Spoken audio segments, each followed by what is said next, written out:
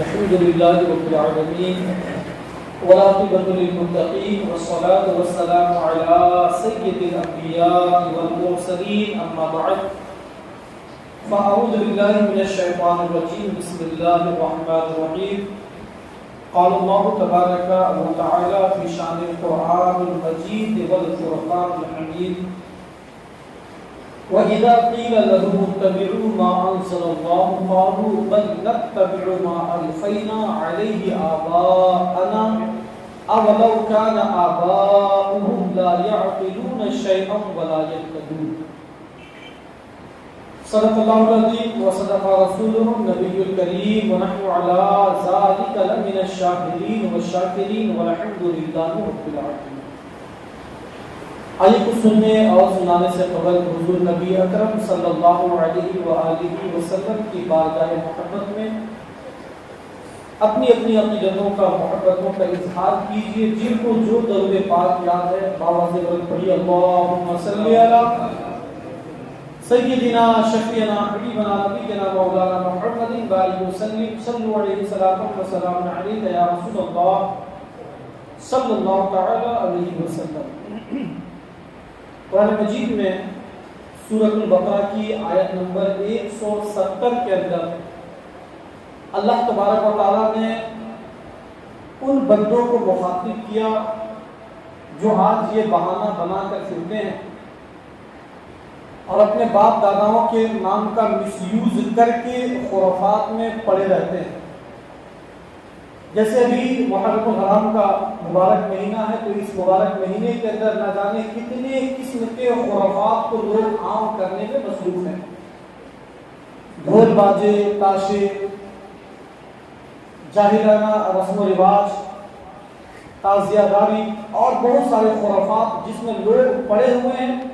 اور جب ان سے کہا جائے کہ بھائی تم باز آ جاؤ، ان چیزوں کو چھوڑ دو، یہ صحیح کام نہیں ہے، یہ درست نہیں ہے، اس کی شریعت میں گنجائش نہیں ہے، تو ایک ہی جواب آتا ہے کہ ہمارے باپ دادا کرتے چلے آ رہے ہیں لہذا ہم کیسے چھوڑ سکتے ہیں. ایک جواب، ہمارے باپ دادا کرتے چلے آ رہے ہیں لہذا ہم اسے نہیں چھوڑ سکتے. آپ کے باپ دادا نے زندگی میں کبھی جینس ٹی شرٹ نہیں پہنا تھا، آپ کیوں پہن رہے ہیں؟ انہوں نے تو دھوتی پہن کر زندگی گزاری. آپ کے باپ دادا مٹی کے گھر میں رہ کر زندگی گزار دی، آپ ڈھلائی کے گھر میں کیوں رہ رہے ہیں؟ آپ کے باپ داداؤں نے کبھی ٹیوب لائٹ، یہ الیکٹرانک کی دنیا، یہ ٹیکنالوجی، یہ ساری چیزیں اس نے دیکھی ہی نہیں تھی. آپ کو تو اس کے بنا سکون بھی نہیں ملتا ہے. قرآن پاک نے ایسے لوگوں کا باب رد کیا.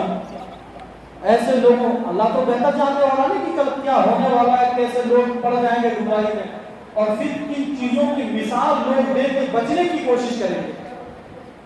آپ کی تسلی کے لیے یہ بات ٹھیک ہے کہ آپ کے باپ دادا نے کیا تھا آپ کر رہے ہیں. اللہ کو تو معلوم ہے کہ آپ کیا کرنے والے ہیں، کیا کرو گے، کل کیا ہوگا، 10 سال بعد کیا ہونے والا، ہزاروں سال بعد کیا ہونے والا. قرآن کو اترے ہوئے 1400 سال کا عرصہ گزر گیا، لیکن اللہ کو تو معلوم ہے کہ 1400 سال کے بعد لوگ کس فرقے میں پڑ جائیں گے، 1500 سال 2000 سال کے بعد لوگ کس طرف مائل ہو جائیں گے. تو قرآن تو ایک کامل کتاب ہے جو صبح قیامت تک لوگوں کی رہنمائی کرتا ہوا رہے گا، صبح قیامت تک لوگوں کی رہنمائی کرے گا. تو قرآن نے ایسے لوگوں کا رد کیا. اور سورہ بقرہ کے اندر آیت نمبر 170 کے اندر اللہ ارشاد فرماتا ہے، کیا ہے ارشاد؟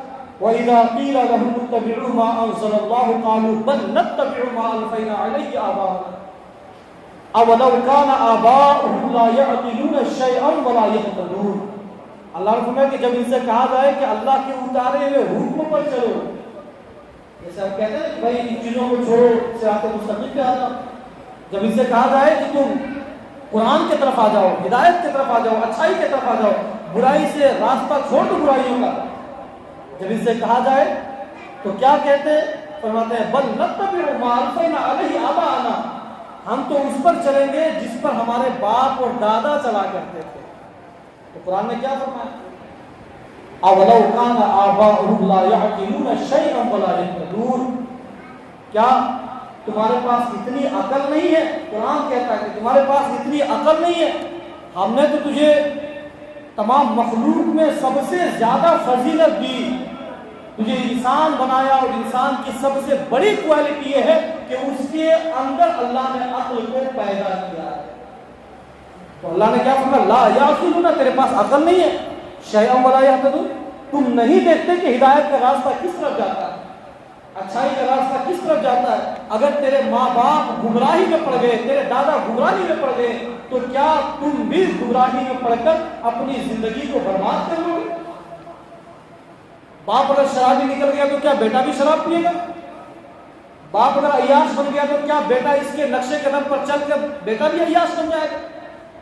اور بیٹا اگر یہ کہے کہ میرے ماں باپ شرابی تھے اسی لیے میں شرابی بن گیا، تو کیا اللہ کے یہاں یہ بات مانی جائے گی؟ اللہ کو لا یعقلون، کیا میں نے تجھے عقل نہیں دی؟ کیا میں نے تجھے سوچنے کی سمجھنے کی طاقت نہیں دی؟ ہدایت کے لیے میں نے تجھے قرآن نہیں دیا؟ لیکن نہیں، جب ان سے کہا جائے تو ایک ہی چیز سامنے لاتے ہیں، میرے ماں باپ نے کیا تھا، میرے باپ دادا نے کیا تھا، لہذا اسی لیے ہم ایسا کریں۔ یاد رکھیے، شریعت کے مقابلے میں گمراہ باپ دادا رشتہ دار کسی کی پیروی نہیں کی جائے گی، اس لیے قرآن کہتا ہے ایسے لوگوں کی پیروی کرنا حرام ہے، حرام ہے۔ یوں ہی گناہ کے کاموں میں باپ دادا کی پیروی بھی ناجائز ہے۔ ماں کا تو بڑا مرتبہ ہے نا، ماں کی خدمت کرنے کا حکم ہے، باپ کا مرتبہ بڑا ہے، خدمت کرنے کا حکم ہے، لیکن فرمایا گیا کہ جب شریعت سے ہٹ کے کوئی کام کہا جائے تو نہیں کی جائے گی۔ ہاں، ماں اگر کافرہ بھی ہو، مشرکہ بھی ہو، باپ اگر ایمان والا نہ بھی ہو، تب بھی خدمت کی جائے گی، اس کے لیے دوا، اس کی صحت کا خیال، اس کے کھانے پینے کا خیال، ساری چیزوں کا خیال رکھا جائے گا۔ لیکن شریعت میں جہاں تضاد ڈالی جائے گی، اب بیٹے کو حکم نہیں ہے کہ اس پہ لبیک کہے، اس پہ حامی نہیں بھری جائے گی۔ بحکم حدیث اللہ کی نافرمانی کے کام میں کسی کی اطاعت نہیں کی جا سکتی ہے، پھر چاہے وہ وقت کا بادشاہ ہو، وقت کا گورنر ہو، ہمارا باپ ہو یا ہماری اولادیں ہو، کسی کو بھی اجازت نہیں ہے۔ بہت سارے موقع پر، صرف محرم ہی نہیں، شادی کے موقع پر بھی ہمارے یہاں یہ رواج ہے، ایسا رسم و رواج جس کو لوگ کر رہے ہوتے ہیں، اگر روکا جائے تو کہتے ہیں کہ نہیں، یہ تو ہمارے ماں باپ کرتے آ رہے ہیں، ہم کیسے اس کو چھوڑ سکتے ہیں؟ لیکن قرآن نے تو کہیں بھی ایسا حکم نہیں فرمایا کہ تیرے ماں باپ گمراہ ہے تو تم بھی اس راستے پر چلو، بلکہ قرآن نے تو فرمایا وَكُونُوا مَعَ الصَّادِقِينَ، سچے کے ساتھ ہو جاؤ، جو سیدھا راستہ دکھائے اس کے طرف آ جاؤ۔ کیوں؟ آپ پڑھتے ہیں نا نماز الصراط الذین انعمت علیہم، ایسے لوگوں کے راستے پر چلو جس راستے پر اللہ جل مجدول کریم نے انعام اور اکرام کی بارشوں کا نزول فرمایا۔ پیارے اسلام بھائی، محرم الحرام کے اس مبارک مہینے میں جہاں ہزاروں قسم کی فضیلت میں غالب ہے، وہاں غیر شرعی کاموں میں پڑھ کر یا پھر یہ کہا جائے کہ لا علمی کی وجہ سے، لیکن یہ کہنا بھی میرا غلط ہوگا کہ لا علمی کی وجہ سے لوگ ایسا کر رہے ہیں۔ جمعے کو تقریریں بھی ہو رہی ہیں، اس پر جلسے جلوس میں بھی یہ چیزیں، ابھی تو سب کے ہاتھوں میں سوشل میڈیا ہے، سوشل میڈیا پر ہزاروں قسم کی ویڈیوز موجود ہیں جہاں سے آپ علماء کرام کی تقریروں سے استفادہ حاصل کر سکتے ہیں، جہاں سے آپ سن سکتے ہیں، سمجھ سکتے ہیں، اور اس سے آپ اپنے اندر اصلاح کی کوشش کر سکتے ہیں۔ لیکن جب تک آپ بدلنا نہیں چاہے، پھر امام اعظم ابو حنیفہ ہی کیوں نہ آ جائے، آپ کو تبدیل نہیں کیا جا سکتا۔ ہم تو معمولی چھوٹے سے امام ہیں، اگر بڑے امام بھی آ جائے تو آپ کو نہیں بدلا جا سکتا جب تک آپ خود بدلنے کا ذہن نہیں بنا لیتے۔ آج محرم الحرام کے اندر بہت قسم کے افواہ، بہت سارے وہ رسم جو ہمارا کبھی تھا ہی نہیں، جو غیر مسلموں کا تھا، جو ہندوؤں کا تھا، جو رافضیوں کا تھا، شیعوں کا تھا، ان سارے رسول کو، ان سارے قاعدے کو ہم لوگوں نے اپنا لیا ہے اور اس پر ہم نے کام کرنا شروع کر دیا۔ پیارے اسلام بھائی، اس مقدس مہینے کو خرافات، رسم و رواج، تماشوں اور خود ساختہ دین کا میدان بنانے سے پرہیز کریں۔ کیسے لوگ ہیں، ابھی محرم الحرام کا جب مہینہ آتا ہے تو اس کے اندر ایسا اسلام جاگ جاتا ہے، ایسا جاتا ہے کہ دیکھنے کے بعد محسوس ہوتا ہے کہ یہی وہ لوگ ہیں جو اسلام کے ٹھیکیدار بنے بیٹھے ہیں۔ یا حسین کا اس قدر نعرہ بلند ہو رہا ہوتا ہے، گلیوں میں دوڑتے ہوئے بچے نعرہ لگا رہے ہیں، اور ماں باپ بھولے نسبت ہے، ہاں میرا بیٹا پکا حسین۔ میرا بیٹے جیسا کوئی حسینی ہے ہی نہیں، کیوں گلیوں میں گشت کر رہا ہے، دوڑ رہا ہے، جھنڈا لے کے، علم لے کے، پرچم لے کے اپنے ہاتھوں میں لہرا رہا ہے اور پوری دنیا کو یا حسین کا پیغام دے رہا ہے۔ یہ تو ناسمجھ قسم کے بچے ہیں جو ابھی بلوغت کے عمر کو نہیں پہنچے، بالغ نہیں ہوئے ہیں، اس کی عقل کامل نہیں ہے، یہ اس کی سوچ اتنی اونچائی پر نہیں پہنچی ہے، یہ تو بس وہی کر رہے ہیں جس کا ڈائریکشن ہم انہیں بتا رہے ہیں۔ ہم نے اپنے بچوں کو جو بتایا وہ ہمارے بچے سیکھ گئے، لیکن ماشاءاللہ کچھ تو ہمارے بڑے لوگ بھی اس میں ملوث ہیں، بڑے تو بڑے پڑھے لکھے بھی ملوث ہیں، اور اتنے پڑھے اتنے قابل ہیں کہ وہ اب اس کے سامنے نہ کسی عالم کی چلنے والی ہے، نہ کسی حافظ کی چلنے والی ہے، نہ کسی مقرر کی، خطیب کی، نقیب کی، کسی کی چلنے والی نہیں ہے۔ اب یہی جو کہیں گے وہی حرف آخر ہوگا۔ ابھی پچھلے سال مولوی صاحب نے ہمیں بتایا، عبدالسلام بھائی بھی موجود تھے، میں تو تھا نہیں، قافلے میں تھا، تو مولوی صاحب نے فاتحہ کے حوالے سے اعلان کر دیا کہ بھائی ایک اکیلا آدمی ہوں، کس کس کے گھر میں جا کے فاتحہ کروں؟ میرے لیے آسانی یہ ہوگی کہ آپ لوگ مدرسے میں ہی فاتحہ کروا لیں لا کے، آپ آ سکتے ہیں، آپ کا بھی وقت بچ جائے گا، میرا بھی وقت بچ جائے گا، سارے محلے والوں کا کام ہو جائے گا۔ تو کسی نے آبجیکشن کر دیا، اور آبجیکشن بھی کیا تھا کہ آپ نے مسجد سے، مدرسے سے اعلان کیوں کیا؟ ہم تو چوک چوراہے پر فاتحہ کرواتے ہیں، ہم نے تو وہاں آدمی رکھا ہوگا تاکہ یہ فاتحہ کرے۔ اب بتائیں کہ جس کو ہم نے فاتحہ کے لیے رکھا ہوا، لوگ ادھر نہ جائیں گے ادھر آ جائیں گے، تو ہمارا کاروبار کیسے چلے گا؟ تھوڑا مسئلے کی باریکی سمجھیے۔ اس کا مطلب یہ ہے کہ آپ نے دین کو فقط بیچنے کا ہنر سیکھ لیا ہے، اور ایسے لوگوں کے ساتھ بیٹھیں گے نا، میں بارہا وہ محاورہ کہتا ہوں کہ اگر لومڑی سے دین سیکھیں گے تو آپ کو آج نہ کل یقین ہو جائے گا کہ کسی کی مرغی چرا کر کھانا بھی ثواب کا کام ہے۔ تو لومڑی سے دین سیکھیں گے تو پھر یہی فضیلتیں آپ کو ملیں گی۔ جب عالم دین سے مسئلہ سیکھیں گے، سنیں گے، پھر آپ کو پتہ چلے گا امام باڑہ، چوک چوراہا، تعزیہ، اس پر فاتحہ کا کیا حکم ہے، کیا آپ نے کبھی پڑھا نہیں، علماء نے بتایا نہیں؟ کبھی ان چیزوں کو سنیں اور ان چیزوں کے مسئلے کو جانیں۔ ابھی تو یوٹیوب پر بھی ہزاروں قسم کے مسائل موجود ہیں، علماء کرام اکابرین موجود ہیں جو ان مسئلے کو بے باکی کے ساتھ بیان کر رہے ہیں۔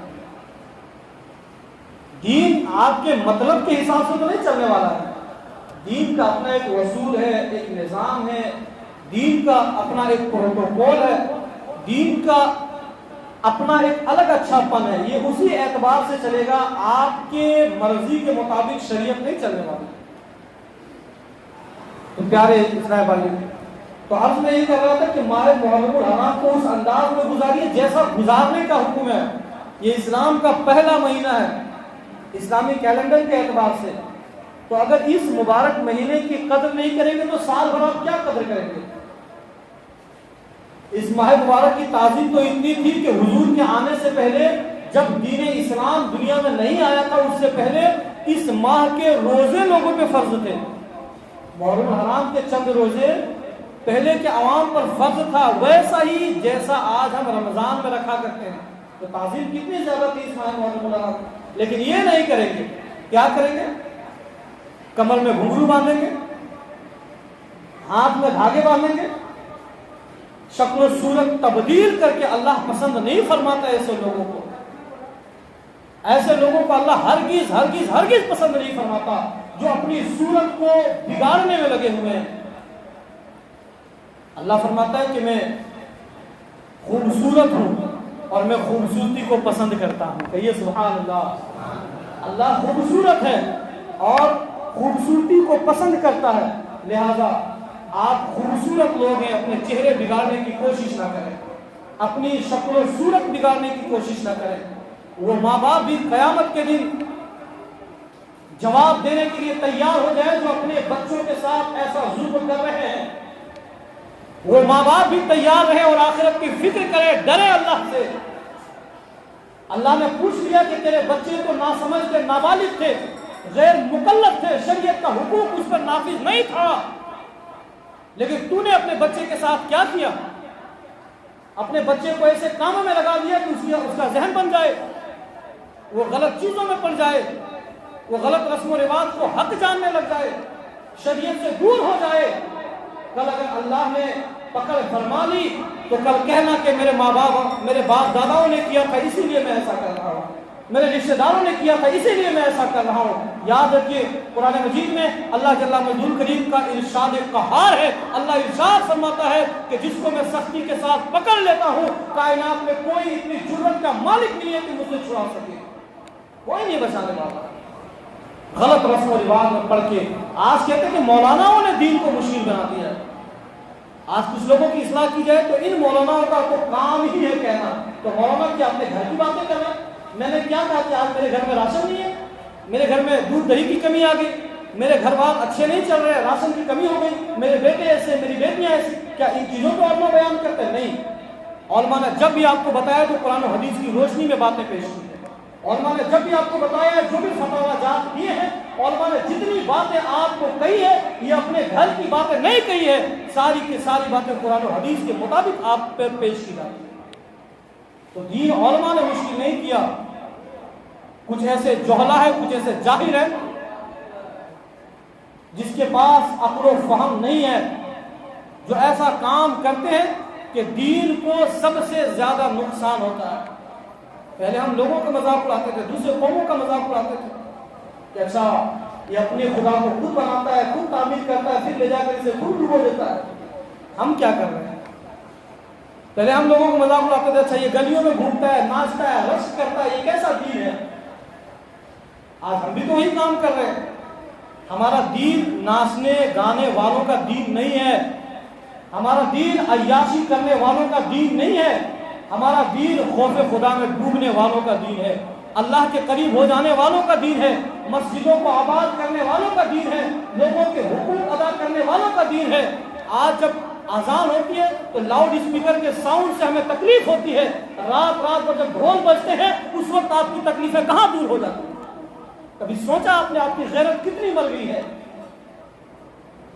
کتنے لوگوں نے آ کر کے کہا، پوچھئے مؤذن صاحب گواہ ہے کہ مؤذن صاحب چونگا کا رخ تھوڑا پھیر دیجئے، میرے گھر میں بیمار آدمی پڑا ہوا ہے، اس کی طرف آواز جاتی تو اسے تکلیف ہوتی ہے، شرم آنی چاہیے۔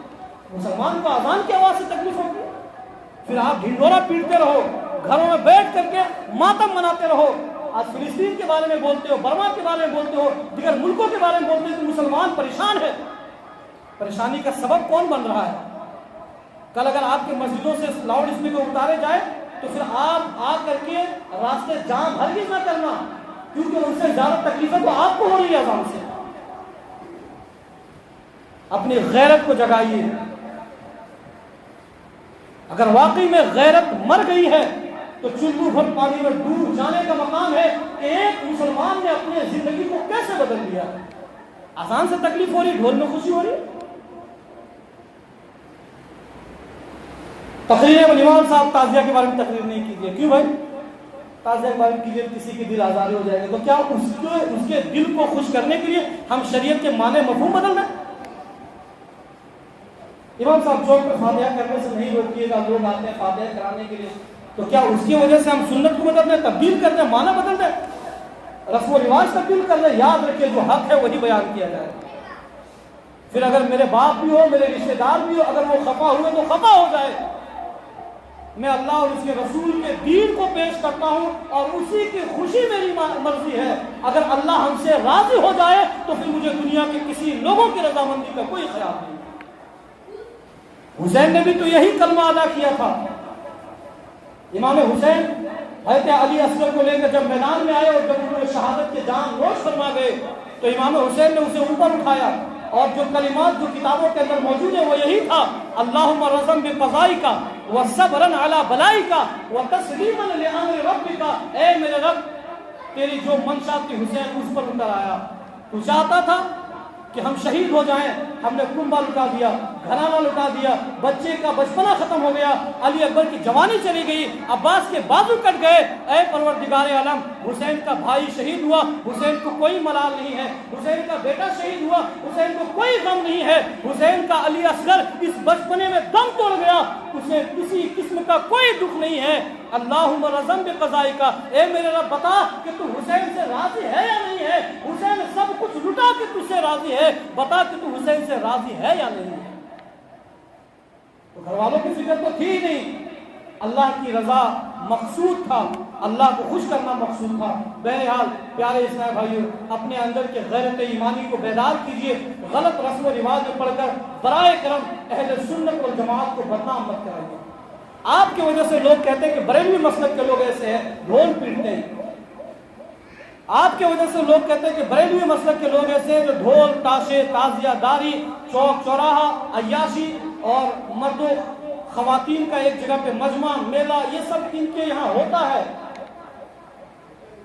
آپ کی وجہ سے اہل سنت والجماعت ہمیشہ داغدار ہوتی ہے۔ آپ کیسے لوگ ہو گئے، ہم کتنے برے لوگ ہو گئے کہ ہمارے وجہ سے ہماری جماعت کو لوگ برا کہتے ہیں۔ کیا تکلیف نہیں ہوتی ہے حقیقت میں؟ اگر آپ کا دل مردہ ہو گیا ہے تو قرآن پاک کی کثرت سے تلاوت کیجیے، افسوس کیجیے، راتوں کو گڑ گڑائیے، روئیے، بلکیے کہ آپ کا دل کتنا سخت اور کتنا کالا ہو گیا ہے کہ آپ اچھائی کی طرف آنا نہیں چاہتے اور برائی کا آپ دن بدن سبب بنتے چلے جا رہے ہیں۔ پوری زندگی مسجد نہیں پہنچے گا، پوری زندگی نہیں۔ کچھ تو ایسے بھی ہے جو جمعے کو بھی مسجد نہیں پہنچتا، ابھی یقین نہیں آتا تو آپ جمعہ پڑھ کر جائیں گے تو دیکھیے گلیوں میں ملیں گے آپ کو، ایک بڑی تعداد ہے، ایک پاؤں قبر میں ہے، دوسرا بھی پہنچنے والا ہے۔ لیکن پنجگانہ تو دور کی بات ہے، نماز جمعہ کے لیے نہیں، لیکن جب محرم آئے گا تو سب سے پہلے چوک پر، چوراہوں پر اور کربلا میں انہی کو آپ پائیے گا۔ کیا جواب دیں گے آپ آخر؟ پورے سال گزر گئے، اذان سنی، کوئی فائدہ نہیں، نماز کے لیے کبھی نہیں آئے، محرم کا چاند دکھا، اس کے بعد تو پھر ایسا اسلام اس کے سینے کے اندر جا گیا کہ یہی عالم اسلام کا سب سے بڑا مبلغ ہے۔ دین کے ٹھیکیدار اگر بننا ہے نا تو واقعی میں بنیے، ایسا بنیے کہ آپ لوگوں کے لیے نمونہ بن جائیں کہ فلاں بندے کی نمازیں قضا نہیں ہوتی، فلاں بندے حق بات کے علاوہ کوئی بات نہیں کہتے، فلاں بندہ کسی کا حق نہیں مارتا، فلاں بندہ واقعی حسینی ہونے کا حق ادا کرتا ہے۔ لیکن آپ کیسے حسینی ہیں جو پنجگانہ نمازیں تو دور کی بات ہے، نماز جمعہ کو بھی نہیں پہنچتے، آپ ننگے پاؤں سڑکوں پر دوڑ رہا ہے، اور یہ بچوں کو ہم نے ذہن بھی دے دیا کہ ہاں بیٹا، اچھا یہ کہاں تھا؟ آج سے 10 سال پیچھے جائیے آپ، 10-15 سال پیچھے، بول بم کا نام سنا آپ لوگوں نے؟ سنا ہے؟ کیا ہوتا ہے اس میں؟ کبھی نہ کمپیریزن کر کے دیکھیے، اس کو تشبیہ کر کے دیکھیے کہ ہم یہاں ہیں وہ یہاں ہیں، دونوں میں کیا تضاد ہے، دونوں میں کتنی یکسائی ہے اور دونوں میں کتنا ملاپ ہے۔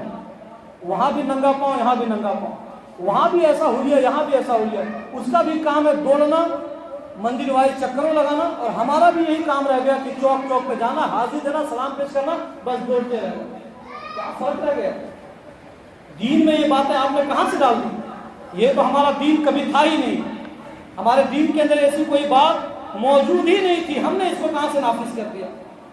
کالے کپڑے پہن کر کے اپنے آپ کو لوگ دکھی ہونے کا احساس دلا رہے تھے، ہاں میں بے دکھ ہوں، مجھے بڑا دکھ ہوا، امام حسین شہید ہو گئے۔ کیا دکھ ہے بھائی کو؟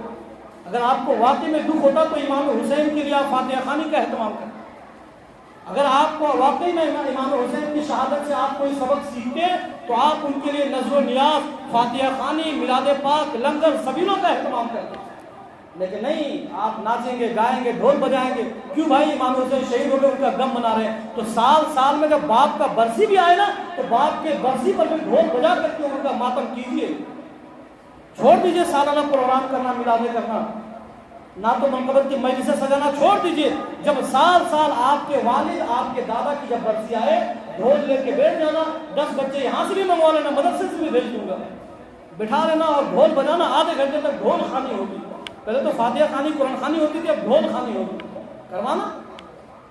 اتنے ایمانی معاملے میں اتنے کمزور ہم ہو گئے، ساری چیزوں کی فکر ہے لیکن اپنے آخرت کی کوئی فکر نہیں ہے۔ اگر واقعی میں حسینی ہیں تو حسینی بننے کا حق ادا کیجیے۔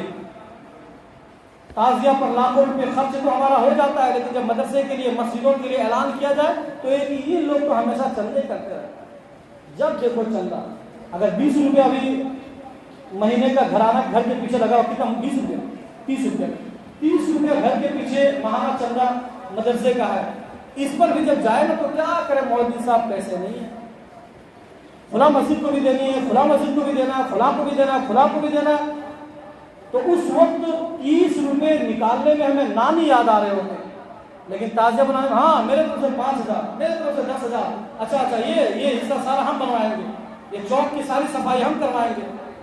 तो कुरान मजीद में अल्लाह जल्ला मजदूर करीम ने ऐसे लोगों के बारे में इरशाद फरमा दिया, इन्नल मुबद्दिरीना कानू इख्वान शयातीन, तो मैं फजूल खर्ची करने वाला शैतान का भाई है। और ये सारे काम जो आप कर रहे थे ये फजूल खर्ची में शामिल है। फिर आप देख लीजिए कि आप कहाँ हैं।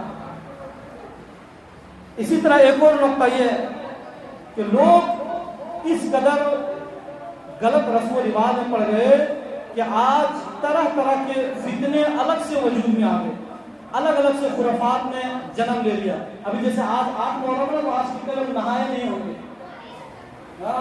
आज नहा लेंगे तो फिर तो सारा पाप ही धुल जाएगा। ऐसा क्यों नहीं नहाए भाई? अभी एक बच्चा सुबह में हमारे काले साहब के पास आया, कल ही आया था ना जी, कल, तो उसने कहा कि कल तो जुमा है लेकिन कैसे नहाए कि 8 तारीख को नहाना नहीं चाहिए।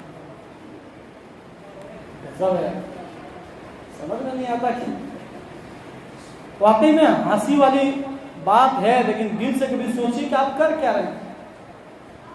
नहाना नहीं चाहिए, बाल नहीं झाड़ना चाहिए, नाखून नहीं काटना चाहिए, तो ऐसी रही जंगली की तरह जिंदगी गुजारी। अल्लाह तबारक व तआला ने साफ अल्फाजों में, मैंने अभी जो आपको एक हदीस पाक पेश की थी कि अल्लाह तबारक व तआला खूबसूरत है और अल्लाह खूबसूरती को पसंद फरमाता है।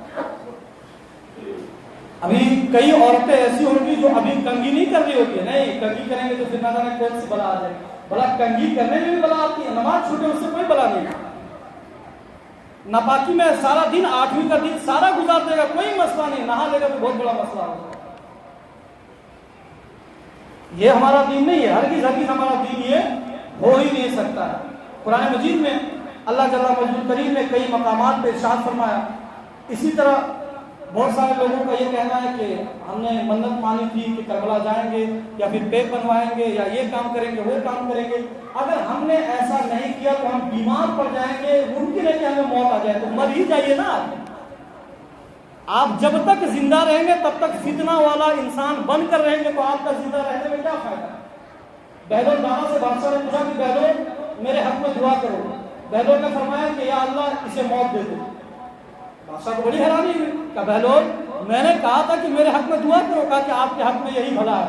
फरमाया वो कैसे? कहा कि आपकी जिंदगी गुनाहों वाली गुजर रही है और गुनाह वाली जिंदगी मुसलसल गुजरेगी तो गुनाहों का सिलसिला बढ़ता चला जाएगा, आप खत्म हो जाएंगे तो गुनाह का सिलसिला खत्म हो जाएगा।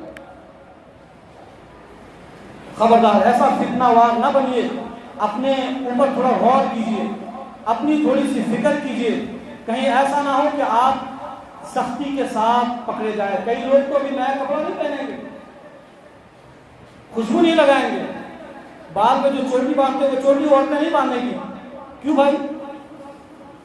क्योंकि आज के दिन करना ये सब नाजायज, बहुत बड़ा गुनाह इसके नजदीक में। ये जो औरतों का मसला है ना, औरत शरीफ, औरतों की एक किताब है औरत शरीफ, औरतों का सारा मसला इसी के अंदर मिलेगा। वो किताबें सिर्फ औरतों के पास ही आपको मिलेगी, किसी आलिम की किसी लाइब्रेरी में नहीं मिलेगी। मुहर्रम में नहाना नहीं चाहिए, चारपाई पे नहीं सोना चाहिए, क्या पेड़ पे चढ़ के आदमी सोए? हुक्म किया है कि जब तुम सुबह उठो तो अपने निजासतों से फारिग हो करके अपने हाथ मुंह धो करके अल्लाह की इबादत में मसरूफ हो जाओ। अगर नापाक हो तो फौरन पाकी हासिल करो, पाक रहने का हुक्म दिया और फरमाया इन्नल्लाह जमीलुन युहिब्बुल जमाल, अल्लाह खूबसूरत है, खूबसूरती को पसंद करता है और तुम खूबसूरत बनकर रहो। इसलिए अल्लाह ने लक़द खलक़नल इंसान फी हस्न तक़वीम के मिसाल, अल्लाह ने तुम्हें हसीन और जमील बनाया है। बुरे बन करके, गंदे रह करके और बुरी लतों में पड़ करके अपने हुस्न और जमाल को बेकार मत करो, अल्लाह खूबसूरती को पसंद फरमाता है। यही दुआना रस्म है कि बाल ना झाड़े जाए, नाखून ना काटे जाए, चेहरे ना धोए जाए, कपड़े ना तब्दील किए जाए, चूड़ियां फोड़ दी जाए, इसी तरह चारपाई पर ना सोया जाए। अच्छा, मछली भी नहीं खाना चाहिए। मतलब एक भी औरतों के मसले में आपको ऐसा नहीं मिलेगा कि आज के दिन روزہ رکھنا چاہیے، آج کے دن قرآن پڑھنا چاہیے، نماز کے بعد یہ وظیفہ پڑھنا چاہیے، نماز کے بعد وہ دعا کرنی چاہیے، یہ سب نہیں ملے گا آپ کو۔ مچھلی نہیں کھانا چاہیے، چارپائی پر نہیں سونا چاہیے، اسی طرح سنگار نہیں کرنا چاہیے، سرما نہیں لگانا چاہیے، نیا کپڑا نہیں پہننا چاہیے، نہانا نہیں چاہیے، دھونا نہیں چاہیے۔ تو ایسے ہی رہو جنگلی کی طرح زندگی گزار کر کے۔ یہ سارے کے سارے رسم ہندوانہ انداز۔ ہمارا دین کیا کافی نہیں تھا ہماری رہنمائی کے لیے؟ کیا ہمارا دین کامل نہیں ہے؟ اور ہمارا دین تو اتنا کامل ہے، اتنا کامل ہے، اتنا کامل ہے کہ اللہ تبارک و تعالیٰ نے فرمایا کہ ان الدین عند اللہ الاسلام، اللہ کے نزدیک تمام دین میں سب سے زیادہ کامل پسندیدہ دین کوئی ہے تو اللہ نے اس دین کو دین اسلام بنایا۔ اور فرماتا الیوم اکملت لکم دینکم، اللہ نے تمہارے دین کو کامل کر دیا، مکمل کر دیا۔ جب ہمارا دین کامل ہے تو ہمیں کسی سے کچھ لینے کی ضرورت نہیں ہے، ہمارے دین کے اندر ساری اچھائیاں ہیں۔ تو اب دوسروں کے رسم و رواج کو اپنانے کی ہمیں کوئی کوشش نہیں کرنی چاہیے۔ پیارے اسلام بھائیوں، اگر واقعی حسینی ہے تو آباء و اجداد کا بہانہ چھوڑیے، نمازوں کی پابندی کیجیے، جمعہ کی پابندی کیجیے، شریعت کے مطابق گزاریے زندگی۔ ڈھول تاشے، تازیہ بازی، ہلڑ بازی، دوڑنے والا رسم، یہ گلکاری والا رسم، ڈھول پیٹنے والا رسم، سب کو ہٹا کر کے اگر واقعی امام حسین کے ماننے والے ہیں، اگر ممکن ہے تو 10-12 نوجوان مل کر کے اپنے محلے میں امام حسین کے نام کی ڈیگے چڑھا دیں، امام حسین کے نام پہ میلاد کی محفل سجا دیں، قرآن خوانی کا اہتمام کروا دیں۔ اگر واقعی حسینی ہے تو حسین کا صدقہ پانے کے لیے حسینی رنگ میں آپ کو آنا پڑے گا، اور حسینی رنگ یہی ہے کہ آپ امام حسین کے کردار کو اپنا لیں، ان کے چلنے کو اپنا لیں، ان کے بولنے کو اپنا لیں، ان کی زندگی کو دیکھ کر کے ان کے سانحہ حیات پر اپنی زندگی کو گزارنے کا ارادہ ہے۔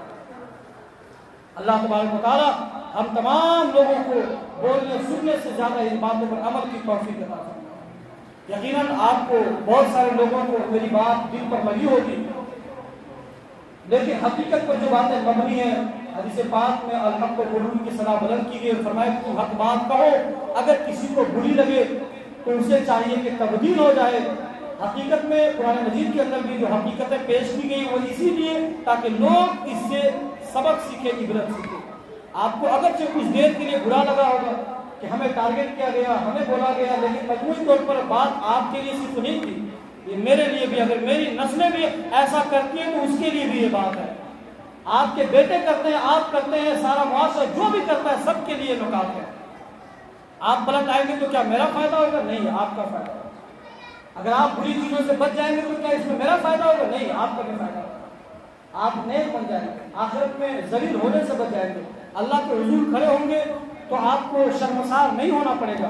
امام حسین نے اگر پوچھ لیا کہ تم حسینی کا دم بھرتے تھے لیکن زندگی عیاشیوں والی تھی تو کیا جواب دیں؟ دریا ابھی 3 دن، آج، کل اور پرسوں، جمعہ سے نکل اتوار، 3 دن مدرسۃ المدینہ میں مدنی قافلے کا جدول چل رہا ہے۔ ہر نماز کے بعد درس و بیان کا سلسلہ ہوتا ہے جس میں امام حسین کی زندگی، کربلا کی اصل حقیقت، امام حسین کا پیغام امت کے نام، یہ اس طرح کے بیانات کا سلسلہ ابھی جاری و ساری رہتا ہے۔ تو آپ سب سے گزارش ہے کہ آپ یہ 3 دن کوشش کریں کہ پنجگانہ نمازیں آپ یہیں پہ ادا کریں، ہر نماز کے بعد بیٹھ کر کے درس و بیان کو سنیں، سیکھیں، اور سیکھ کر کے حقیقی معنوں میں دین جاننے والے۔ ایک اعلان تو یہ ہوا۔ دوسرا ایک اعلان یہ کہ انشاءاللہ کریم 10 محرم الحرام کو جو عاشورے کی دعا کی جو فضیلت ہے، اس سے قبل بھی آپ لوگوں میں سے بہت سارے لوگوں نے شرکت کی تھی۔ دعا عاشورہ کی فضیلت کیا ہے؟ آخری بات عرض کروں، وقت ہو چلا ہے۔ امام زین العابدین رضی اللہ تعالیٰ، یہ کون ہے جی؟ کون ہے یہ؟ امام زین العابدین نہیں، شاہ رخ خان کون ہے؟ رونالڈو کو تو جانتے ہوں گے، وراٹ کوہلی کو تو جانتے ہوں گے، امام زین العابدین کو کہاں سے جانیں گے؟ جب تقریریں ہو رہی ہوتی تو توجہ تو ہماری ہوتی ہے۔ یہ امام زین العابدین رضی اللہ تعالیٰ عنہ، امام حسین کے نور نظر ان کے ساتھ جاتے ہیں۔ کربلا سے لوٹ کے آنے والے مسافروں میں سے ایک ہیں۔ یہ وہ بندہ ہے جس نے اپنے آنکھوں کے سامنے سارے حقیقت کو ملاحظہ کیا، دیکھا تھا۔ بیمار تھے آپ، کربلا سے لوٹ کر کے آپ آئے۔ امام زین العابدین رضی اللہ تعالیٰ عنہ کا فرمان ہے کہ جو عاشورہ کی تاریخ میں، جیسے 10ویں محرم کو غروب آفتاب سے لے کے طلوع آفتاب سے لے کے غروب آفتاب تک پورے دن میں، عاشورہ کے پورے دن میں مغرب سے پہلے تک ایک مخصوص قسم کی دعا ہے. آتا ہے حدیث پاک کے اندر کہ اس دعائے عاشورہ کو اگر کوئی بندہ پڑھ لے یا سن لے تو انشاءاللہ الکریم پورے سال بھر، یعنی کہ آنے والے محرم کی 10ویں تاریخ تک 2026 کی، انشاءاللہ الکریم برے حادثات سے وہ بندہ محفوظ رہے گا. ایکسیڈنٹ، بری موت، برا خاتمہ اور طرح طرح کی جو بڑی بڑی پریشانیاں ہیں، ان بڑی پریشانی میں موت کا بھی ذکر کیا گیا کہ انشاءاللہ الکریم وہ ان چیزوں سے محفوظ رہے گا. اور اگر اس سال کے اندر اسے موت آنے والی ہے یا بہت بڑی پریشانی آنے والی ہے تو اتفاق ایسا ہوگا کہ وہ نہ پڑھ سکے گا نہ سن سکے گا. تو ظاہر بنا لیں کہ آنے والے اتوار کو 10ویں محرم الحرام کے دن صبح 9:26 پر پروگرام 9 بجے شروع ہو جائے گا. کچھ بیانات کا سلسلہ ہوں گے، نعت پاک مرتبۃ امام حسین پڑھی جائے گی. پھر انشاءاللہ الکریم 9:26 پر اجتماعی طور پر دعا کی ترکیب مدرسے میں ہوگی. آپ بھی آئیے، اپنے بچوں کو بالخصوص لے کر کے آئیے اور اس بندے کو لے کے آئیے جس کی آپ کو فکر ہے. کوشش کیجیے کہ وہ بھی دعاؤں میں آ جائے تاکہ پورے سال امن و سکون کے ساتھ، حفاظت کے ساتھ اس کی زندگی گزر جائے. اللہ کریم ہم تمام لوگوں کو سیدنا امام حسین رضی اللہ تعالیٰ کا صدقہ نصیب فرمائے. توبوا الی اللہ، استغفر اللہ ربی من کل ذنب واتوب الیہ. کھڑے ہو کر کے صفوں کو درست کر لیجیے، اور جنہوں نے نماز